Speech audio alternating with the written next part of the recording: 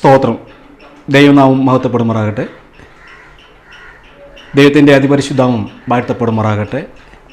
ഇന്ന് അനുഗ്രഹപ്പെട്ട പ്രഭാതത്തിൽ മാന്യ തിരുവചനം കേൾക്കുന്ന എല്ലാവർക്കും എൻ്റെ സ്നേഹവന്ദനം.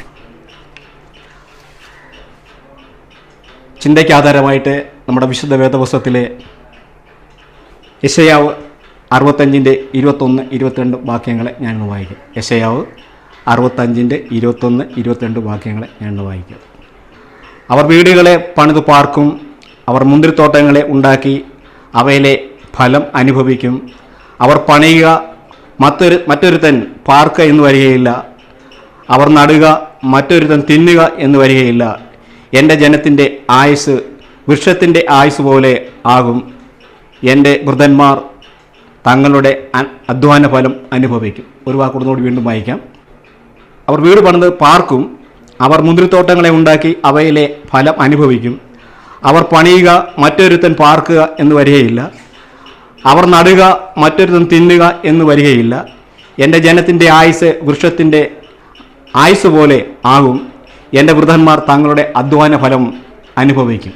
പ്രിയമക്കളെ, വിശുദ്ധ വേദപുസ്തകം ചിന്തിക്കുമ്പോഴേ നമുക്കറിയാം, ഇസ്രായേലിൻ്റെ നാളുകളെക്കുറിച്ച് എന്ന പോലെ എപ്പോഴും ഓരോ യുവാവും യുവതികളൊക്കെയും പ്രായോഗിക ജീവിതത്തിൻ്റെ കർത്തവ്യങ്ങളെ ഉപദേശിക്കപ്പെടുന്നു. ഓരോരുത്തരും ശാരീരിക അധ്വാനത്തിൻ്റെ ഏതെങ്കിലും ഒരു ശാഖയിലെ അറിവ് നേടണം. ആവശ്യമായാൽ അതിനെ ഉപജീവന മാർഗമാക്കാൻ സാധിക്കും എന്നതാണ് നല്ലതാണ്. ജീവിതത്തിൻ്റെ പല പ്രശ്നങ്ങൾ വരുമ്പോൾ സുരക്ഷയ്ക്കായി ശാരീരികവും മാനസികവും ധാർമ്മികവും വികസനത്തിന് സ്വാധീനമാകും. മാത്രമല്ല,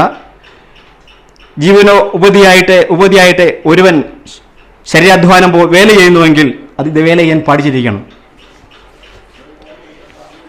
ശരീരവ്യായാമം എന്ന് പറയുമ്പോൾ ഉണ്ടെങ്കിൽ മാത്രമേ ഏതെങ്കിലും ഒരാൾക്ക് കരുത്തും ഊർജ്ജതയും ശക്തിയും നേടാൻ കഴിയുകയുള്ളൂ.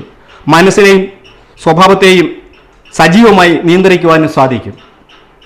പ്രായോഗിക പ്രവൃത്തിയിലെ കൂടാതെ കേവലം ഒരു പുസ്തകജ്ഞാനം മാത്രം ഉള്ളതുകൊണ്ട് ഒരു വിദ്യാർത്ഥികൾക്ക് നല്ല വിദ്യാഭ്യാസം ഉണ്ടെന്ന് അവകാശപ്പെടാൻ സാധിക്കുകയില്ല. പല തൊഴിൽ മേഖലകളിലും ചിലവിടമായിരുന്നെങ്കിലും ഊർജ്ജ ശക്തി അവഗണിക്കപ്പെടുകയാണ് ചെയ്യുന്നത്. ഓരോ യുവാക്കളും യുവതികളും ഉപയോഗപ്രദമായ ശരീരാധ്വാനം പരിശീലനം ഇല്ലെങ്കിൽ വിദ്യാഭ്യാസത്തിൻ്റെ ഒരു സുപ്രധാന വശം ഇല്ലാതെയാകും.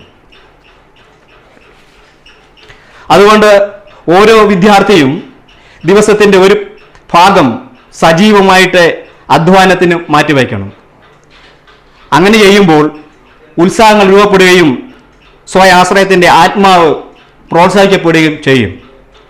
അപ്പോൾ യുവജനങ്ങൾ ദോഷകരമായ പല കാര്യങ്ങളിൽ നിന്നും പിന്മാറുകയും പ്രഥമ വിദ്യാഭ്യാസ ലക്ഷ്യം നേടുകയും ചെയ്യും. ക്രിയാത്മക, ജാഗ്രത, നിർമ്മലത എന്നിവയെ പ്രോത്സാഹിപ്പിക്കുന്നതിലൂടെ നാം സൃഷ്ടാവായ ദൈവത്തെ ആത്മബന്ധത്തിൽ നമുക്ക് ചേരുവാൻ സാധിക്കുന്നതായിട്ട് കാണാൻ സാധിക്കുന്നു. ദൈവം മനുഷ്യനെ ചെയ്യാൻ നിയോഗിക്കുന്ന വേല നന്നായി ചെയ്യുന്നെങ്കിൽ മനസ്സും ശരീരവും ഒന്നായി ചേരുമ്പോഴാണ് അത് മധുരമായി തീരുന്നത്. ജീവിത കർത്തവ്യങ്ങൾ മെച്ചപ്പെടുകയും തീരും.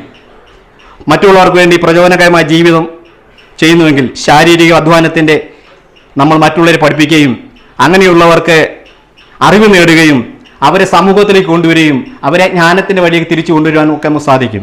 അങ്ങനെ പ്രകാരമുള്ളൊരു മനസ്സ് നമ്മുടെ ജീവിതത്തിൽ ഉണ്ടാകാൻ നമ്മൾ ഓരോരുത്തരും മറ്റുള്ളവരെ ഈ ധാരയിലേക്ക് കൊണ്ടുവരാനും അവരെ വഴി നടത്താനും ദൈവജനപ്രകാരം ജീവിക്കാനും ഒക്കെയും നമുക്ക് അവരെ പ്രയോജനപ്പെടുത്താനായിട്ട് സാധിക്കുന്നു. ദൈവമക്കളെ, അങ്ങനെ നമ്മളായി തീരുവാൻ നമ്മൾ ഓരോരുത്തരെയും ദൈവം അനുഗ്രഹിക്കട്ടെ എന്ന് പ്രാർത്ഥിക്കുന്നു. നമുക്കൊരു വാക്ക് പ്രാർത്ഥിക്കാം. ഞങ്ങളെ അതിവാത്സല്യമായി സ്നേഹിക്കുകയും കരുതുകയും സ്വർഗ്ഗപിതാവാൻ ദൈവമേ, ആത്മീയമായിട്ട് ഭൗതികമായിട്ട് കർത്താവ് നിന്റെ സ്ഥലം ഞങ്ങളെ സമർപ്പിക്കുന്ന ശാരീരിക അസ്വസ്ഥകളൊക്കെ മാറി കർത്താവ് ദൈവസ്ഥനെ നിലനിൽക്കാനുള്ള ശക്തിയും ജ്ഞാനവും നൽകണേ പ്രാർത്ഥിക്കുന്നു. കർത്താവ് രോഗത്തിലോ ദുഃഖത്തിലോ പ്രയാസത്തിലോ കഷ്ടത്തിലോ ആയിരിക്കുവാൻ കർത്താവ് അവിടുന്ന് വിടുതൽ കൊടുക്കുവാൻ കർത്താവെ അവിടുന്ന് അനുഗ്രഹിക്കണേ പ്രാർത്ഥിക്കും. എല്ലാ ബലഹീനങ്ങളെ അവിടെ ക്ഷമിക്കണേ പ്രാർത്ഥിക്കുന്നു. കർത്താവ് സ്തോത്രം. അവിടെ സന്ധി ഞങ്ങളെ നിലനിർത്തുവാനും ഈ വചനപ്രകാരം ഞങ്ങളെ അവിടെ നിന്ന് ബലപ്പെടുത്തുവാനും ശക്തിപ്പെടുത്തുവാനും ശാരീരികവും ആത്മീയവും ബലപ്പെടുത്തുവാനും സ്വർഗ്ഗത്തിലെ ദൈവം ഞങ്ങൾക്ക് ശക്തി വന്നതിനെ പ്രാർത്ഥി കൃപയാൽ അയച്ച് മഹത്വപ്പെടുത്തണേ. മാനവും മഹത്വം കൊടുക്കണം. യേശുനാമത്തിൽ അപേക്ഷിക്കുമ്പോൾ കൃപയുടെ ഇറങ്ങണം പിതാവാൻ ദൈവമേ. ആമീൻ. എല്ലാവർക്കും നല്ലൊരു ദിവസം അനുഗ്രഹിക്കുമാറാകട്ടെ. ആമീൻ.